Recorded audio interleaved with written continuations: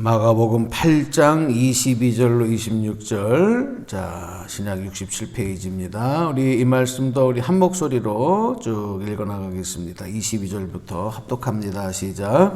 벳세다의 이름에 사람들이 맹인 한 사람을 데리고 예수께 나와 손대시기를 구하거늘 예수께서 맹인의 손을 붙잡으시고 마을 밖으로 데리고 나가사 눈에 침을 뱉으시며 그에게 안수하시고 무엇이 보이느냐 물으시니 쳐다보며 이르되 사람들이 보이나이다. 나무 같은 것들이 걸어가는 것을 보나이다 하거늘 이에 그 눈에 다시 안수하심에 그가 주목하여 보더니 나아서 모든 것을 밝히 보는지라. 26절. 예수께서 그 사람을 집으로 보내시며 이르시되 마을에는 들어가지 말라 하시니라. 아멘. 아멘.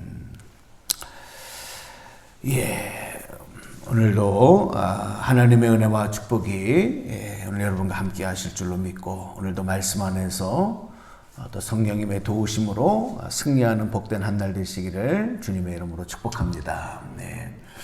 오늘은 벳세다에서 예수님께서 앞을 보지 못하는 시각장애인의 눈을 고쳐주신 사건의 말씀입니다. 예수님께서는 의미 없는 일을 하신 적이 없어요. 모든 행하신 일 속에는 또 하시는 말씀에는 다 깊은 의미가 있습니다. 그 의미라는 것이 뭐와 연결이 되냐면 구원하심입니다.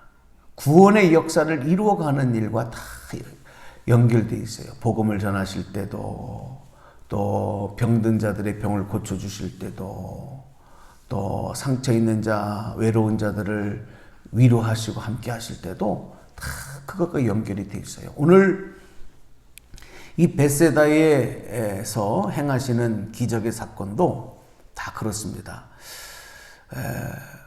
특별히 오늘은 앞을 보지 못하는 이의 눈을 뜨게 하시고 보게 하시는 내용인데 이것도 의미가 있어요. 오늘 그 말씀 바로 앞에 보면 이 바리새인들과 또 이제 헤롯의 이 누룩에 대한 그런 내용을 말씀하면서 예수님이 그 바리새인들의 누룩과 헤롯의 누룩을 주의하라 하는 얘기를 15절에서 하셔요. 이 내용은 제가 자세히 이제 설명은 드리지 않겠습니다만은 그 이야기를 하시면서 이게 우리가 오병이어의 기적의 역사잖아요. 오병이어의 기적의 역사인데 이 마가복음에서는 19절에 보면 떡 5개를 5,000명에게 떼어줄 때 조각 몇 바구니를 거두었느냐 하고 물으시니까 또 7개를 4,000명에게 떼어줄 때에 조각 몇 강주를 거두었느냐 이렇게 얘기를 합니다. 그 오병이어의 내용을 가지고 이제 그 이적을 행하셨던 내용들을 말씀을 하시면서 18절 말씀을 한번 보시겠어요? 18절. 그러니까 성경은 그 사건만 볼 것이 아니라 전체적인 내용을 우리가 같이 앞뒤로 같이 읽으면 좀 더 이해되는 부분이 많거든요. 자, 18절을 한번 읽어봅니다. 시작. 너희가 눈이 있어도 보지 못하며 귀가 있어도 듣지 못하느냐 또 기억하지 못하느냐 하는 것입니다. 하나님의 진리의 사건, 진리의 말씀들을 보고도 또 듣고도 깨닫지 못하는, 그러니까 영적으로 또 육체적으로 우리가 마치 소경처럼 깨닫지 못하고 보지 못하는 이런 모습들을 예수님은 말씀을 하셨던 적이 있어요. 그리고 나서 바로 이어진 사건이 이제 벳세다에서 이 맹인의 눈을 고치신 사건이거든요. 근데 이제 오늘 이 사건을 보면 굉장히 의미가 그 과정 속에 보면 의미가 있어요. 그걸 한번 우리가 여러분과 살펴보면서 잠깐 은혜를 나누기를 원하는데요. 첫 번째 이 예수님 앞에 나온 이 시각 장애를 갖고 있는 사람은 어떤 사람이냐? 누구라고 하는 얘기는 없지만 22절을 보시면 사람들이 맹인 한 사람을 데리고 예수께 나와 손대시기를 구하거늘 이렇게 얘기합니다. 예수님의 치유의 사건 속에서 우리가 주목할 것은 예수님은 백부장의 하인의 병을 고치신 사건에서 특별히 나타나지만 말씀으로 모든 병을 고치실 수 있는 분, 말씀만 하셔도 할 수 있는 분. 또 한 가지는 뭐냐면 예수님 앞에 나온 사람이 믿음으로 준비되어야 그 믿음을 보시고 그 모든 문제를 해결해 주시는 이런 예수님의 역사들, 예수님의 일하심의 내용들을 우리가 공통적으로 보게 된단 말이에요. 그런데 오늘 이 사람은 사람들에 이끌려서 사람들이 데리고 그 사람들에게 이끌려서 예수님 앞에 나왔어요. 그러니까 이 사람 본인이 얼마나 병 고침을 받기를 원하는지, 예수님께서 그것을 하실 수 있는 분이라는 고백이 있는지 뭐 이런 내용에 대해서 검증이 안 돼 있어요. 사람들의 손에 이끌려 나왔다. 그리고 이 사람의 병을 고쳐주시는 내용에 대해서도 이 사람들이 요구를 해요. 방법까지 요구를 해요. 예수님께서 손대시기를 구하거늘 이렇게 얘기를 합니다. 그러니까 직접 예수님이 이 사람을 손대어 주셔서 만져주시고 뭐 고쳐주시고 직접 그 손으로 하셔서 기적을 행하시기를 구하는 내용이거든요. 자, 그런데 예수님께서 다른 데서 볼 수 없는 이 사람의 문제를 해결하시는 과정에 몇 가지 이제 특이한 점이 나오는데 우리 23절 말씀을 한번 보실까요? 23절.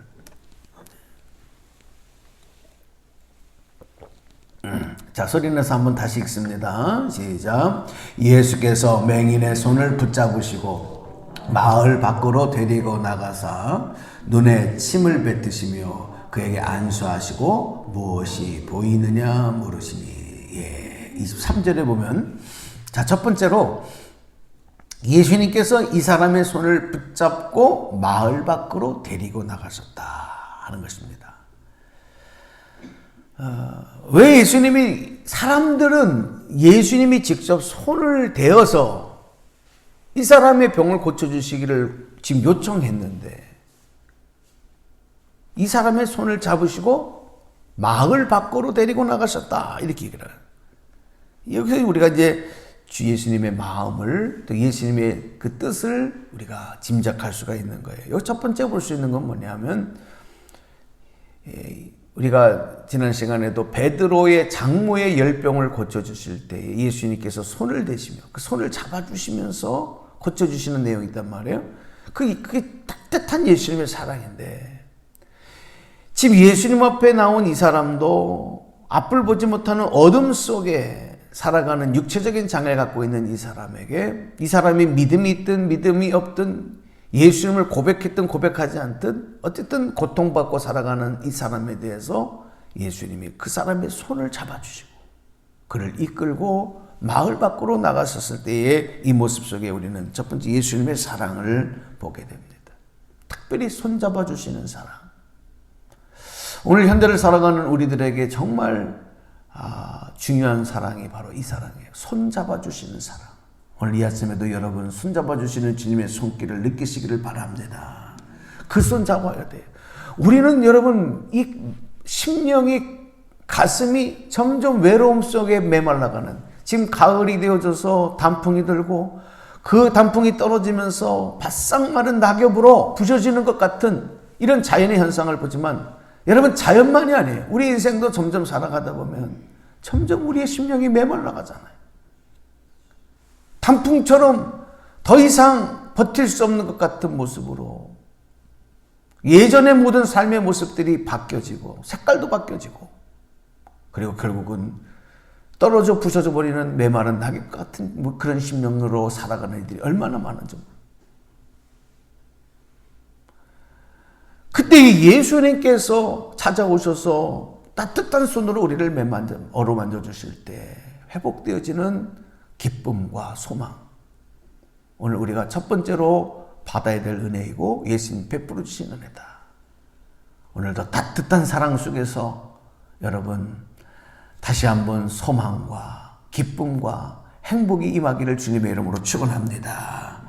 그 다음에 두 번째는 뭐냐면 사람들을 피하셔서 마을 밖으로 데리고 나가셨다. 마을 밖으로 나가셨다는 건 사람들을 이제 피하셨다는 거죠. 사람들 앞에서 짠 하고 병을 고쳐주시려면 그냥 그 자리에서 하면 돼요. 사람들에게 보이시기 위해서 이 사람을 고쳐주신 게 아니에요. 은밀하신 예수님의 그 행하시는 사랑의 이적을 보는 거죠.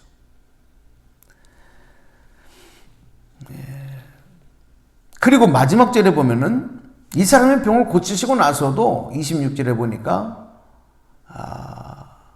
그 사람을 집으로 들여보내시면서 뭐라 그래요? 마을에는 들어가지 말라. 이 사건은 많은 이 사람을 이끌고 나온 많은 무리들, 그것을 구경하는 많은 무리들, 그 무리들과 예수님의 관계가 아니라 바로 아픔과 문제를 가지고 어둠 속에 살아가던 바로 그 앞을 보지 못했던 이 사람과 예수님과의 1대1의 은밀한 관계죠. 여러분, 신앙은 예수님과 나와의 1대1의 관계예요. 물론 우리가 거의 모여서 우리 하나님, 우리 예수님, 이 나라의, 우리 민족의, 이 사회의 하나님, 우리 주님이라고 고백할 수 있지만 그 이전에 예수님이 원하시는 것은 나의 하나님, 나의 주님, 할렐루야, 내가 고백한 하나님, 나와 예수님과의 1대1의 관계 속에 은밀하신 고백과 체험을 주님 주기를 원하는 거예요. 신앙생활은 그게 있어야 되거든요. 신앙생활은 이게 있어야 이게 생명의 심지가 되어져요. 생명의 뿌리가 되어져요. 예수님과 나와의 은밀한 1대1의 관계가 없다면은 무리 속의 한 사람이라면 여러분 베세다 광야에서 5천 명이 아무리 배고팠을 때에 예수님이 기적으로 물고기와 보리떡으로 배를 채운다 한들 그 사람 변화되지 않습니다. 그 사람들의 여러분 배고픔을 해결해 줬다고요? 그 사람들의 문제를 해결해 줬다 그 사람들 변화되지 않아요. 그러나 예수님께서 1대1로 만나주셔서 손잡아 주시고 사랑을 베풀어 주시고 그리고 그 사람들의 문제 가운데 함께 하시고 아파하시고 그랬던 사람들, 이분이 바로 하나님의 아들이구나 깨닫고 놀라운 변화가 나타난 거예요. 오늘도 기도하는 중에 예수님을 여러분 1대1로 만나시기를 바랍니다. 주님과의 그 체험이 있어야 돼요. 예수님은 이 사람에게, 저는 그래요. 예수님 앞에 나온 이 사람이 짐작컨대 이 사람 믿음 없는 사람이에요. 앞을 보지 못하는 사람, 믿음으로 준비되어 있지 않는 사람이에요. 그러니까 자기 발로 나오지도 못했고 사람들이 이끌려서 지금 시험 대상으로 나온 사람이에요. 이 사람에게 예수님은 더 따뜻하게 예수님의 사랑을, 예수님과의 귀한 만남을 허락해 주시고 있다 하는 것을 우리가 생각하게 되는 것입니다. 우리가 친구들을 만날 때도 보면 같이 예를 들어서 무슨 동창회다, 무슨 모임이다 그러면은 무리가 공동체로 만날 수 있잖아요. 10명이서 5명이서 이렇게 먹을 수 있잖아요. 그러면 서로 같이 막 웃고 떠들고 그렇게 교제를 나누는 교제도 있어요. 그런데 1대1로 만날 땐 달라요. 1대1로. 예를 들어서 우리가 다 같이 공동 식사를 할 때에 우리 같이 밥을 먹었어 이거 하고 1대1로 만나서 너와 나와 둘이서 밥을 먹었어, 차를 마셨어, 대화를 나눴어, 이건 다른 거예요. 특별히 예수님은 지금 이 사람과 개인적인 교제를 통해서 깊이 이 사람에 대한 마음의 문을 열어주시고 심령의 문을 열어주시고 그리고 예수님이 어떤 이상하고 신비한 분이 아니라 친밀하게 나와 함께 하시는 분이라는 사실을 이 믿음 없는 맹인에게 지금 직접적으로 보여주는 과정이라는 것을 깨닫게 되는 거죠. 자, 그 다음에 또 한 가지 특이한 점이 있어요. 특이한 점이 뭐냐면 이제 23절 그 후반절에 보면은 마을 밖으로 데리고 나가사 눈에 침을 뱉으며 그랬어요. 이게 참 이해할 수 없어요. 말씀으로 고쳐주시고 그 눈에 손을 대시고 안수하셔서 고쳐줄 수도 있고, 그렇죠? 왜 그 눈에다 침을 뱉어요? 이게 여러분 특이합니다. 여러분 유대인 사회에도 물론 이 무슨 어디 저 아프리카의 원주민들, 저 케냐의 마사이족들 뭐 이런 사람들은 마사이족인가 아닌가 하면서 내가 갑자기 생각이 안 나요. 어떤 그 원주민들은 서로 당신과 내가 친구입니다. 그런 사인이 그 사람 얼굴에 침을 뱉는 거래요. 그 사람 얼굴에 침을 뱉는 거래요. 여러분 우리 침은요 더럽다고 생각을 하잖아요. 그래서 만약에 저 사람이 나한테 기분 나쁘게 하고 정말 나를 역겹게 하고 난 저 사람을 저주해, 난 저 사람을 정말 입으로 할 수 없는, 입으로 다 뱉을 수 없는 정말 저 사람에 대해서 내가 모욕을 주고 싶어. 그러면 어떻게 해요? 얼굴에 침을 뱉어요. 그럼 그 침뱉음을 당한 사람은 가장 모욕적이고 가장 기분 나쁘고, 그게 여러분 인간의 행위에서 거의 잘 나오지 않지만 예수님도 마지막 침뱉음을 당하신단 말이에요. 얼굴에. 그렇지 않습니까? 뭐 그것만이 아니더라도 우리가 오늘 지금 마스크 왜 다 쓰고 코로나 때 이러고 있어요. 서로 비말이 튀지 않기 위해서, 이 침이 튀겨져 나가지 않기 위해서 서로 가리고, 그렇잖아요. 이것도 전염적으로, 이 위생적으로도, 물론 개인에게는 침이 굉장히 중요해요. 이거 뭐 엉뚱한 얘기 또 하네. 개인적으로는 이 침이 소독제도 되기도 하고 정말 얼마나 하나님이 주신 축복인지 모르는데, 이게 다른 사람한테 갈 때는 아주 이게 더럽고 비위생적인 걸로 얘기해요. 왜 예수님이 그 눈에다 침을 뱉으시냐 하는 거예요.